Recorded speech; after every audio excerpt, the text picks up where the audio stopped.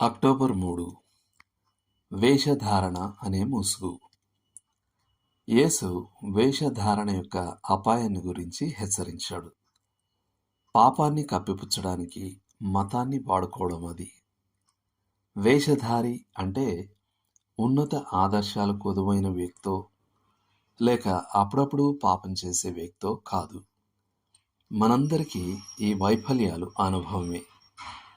ఓ వేషధారి ఉద్దేశపూర్వకంగా మతాన్ని తన పాపాలను కప్పిపెట్టడానికి వాడుకుంటాడు మరియు తన స్వలాభం చూసుకుంటాడు.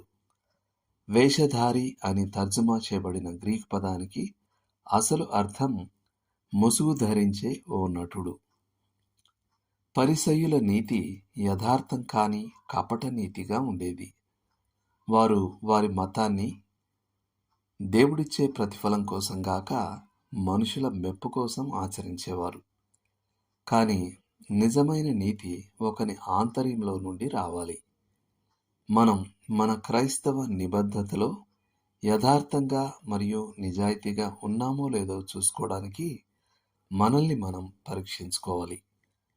బైబిల్ ఇలా ఆజ్ఞాపిస్తుంది: సమస్తమైన దుష్టత్వమును, సమస్తమైన కపటమును, వేషధారణను, అసూయను, సమస్త దూషణ మాటలను మానుకొనుడి.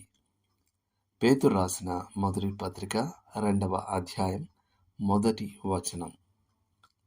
ఇవి కూడా పరిశీలించండి. మత్తయి సువార్త 6వ అధ్యాయం 1 నుండి 16 వరకు, 15వ అధ్యాయం 7-8 వచనాలు. చేయాల్సిన పని. మీలో ఆయన ఏ వేషధారణైనా కనుగొంటే దాన్ని మీకు బయలుపరచమని దేవుణ్ణి వేడుకోండి. మీ క్రైస్తవ జీవితంలో మీరు యథార్థంగా నిజాయితీగా ఉండాలని కోరుకుంటున్నట్టు ఆయనకు చెప్పండి మరియు మిమ్మల్ని సంపూర్ణంగా ఆయన స్వాధీనానికి అప్పగించుకోండి. దేవుడు మిమ్మును దీవించును గాక. ఆమేన్.